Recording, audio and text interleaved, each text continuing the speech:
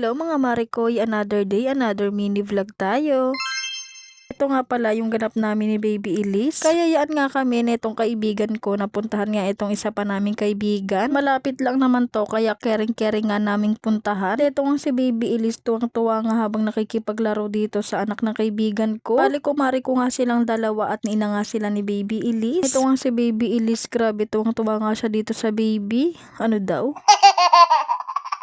Dahil wala nga akong magawa, pinagtripan ko nga itong kaibigan ko na busy sa pag-aasikaso sa Junakis niyang nagpupo. Kaya ayan, video ka sa akin. Charot. Sorry na, meron kasi kayong kaibigan na vlogger. Huy, hindi ka gaganon. Siyempre hindi makakaligtas tong isa, o diba? Video ka rin sa akin, day. Huy. What?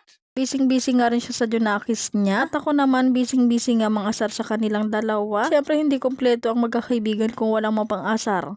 Hoy, eto namang mag-inang to, busy nga sa pagkain ng singkamas. Huli, pero hindi kulong. Charot.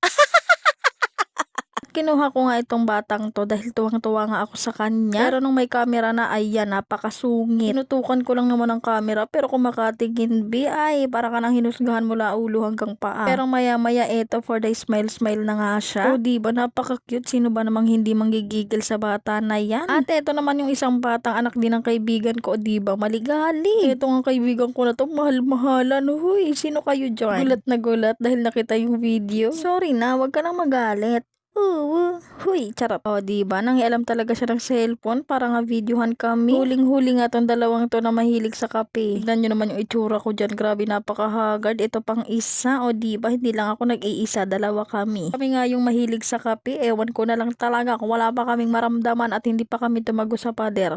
Tawang-tawa nga ako dyan. Paano ba naman tong kaibigan ko na to na pagtripan pa nga tong cellphone na basag-basag? Cellphone nga pala yan ang anak ng kaibigan namin. Pag magkasama nga kaming tatlo, wala nga kami ibang ginawa kundi magtawanan. At fast forward, nakauwi na nga pala kami neto. At eto nga si Papa Noriel, tamang cellphone lang sa may gilid. At eto nga batang makulit na to, tamang kalat naman. O diba, pagkatapos magkalat, iniwanan lang. Wow! Mga video nga lang siya dyan na parang walang nangyaring pagkakalat. Pinapaligpit ko na nga sa kanya pero parang wala nga siyang naririnig. Kahit nga anong sabihin ko ay para siyang bingi. Kaya ang ending, ako ang magliligpit. O diba, hindi ako ang nagkalat pero ako ang magliligpit. Diyos mio Marimar. Ang dami mong daldal, Inday, magsimula ka na.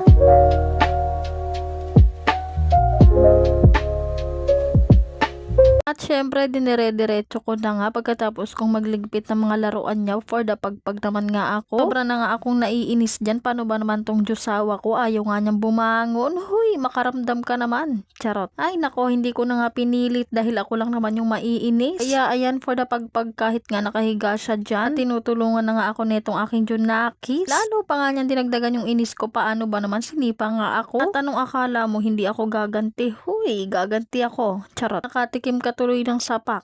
Charot. At habang nagbibideo nga ako, hindi ko napansin itong bata for the geng-geng nga. Grabe tong pag-ama na to, mapang-asar. Ay, Diyos mio.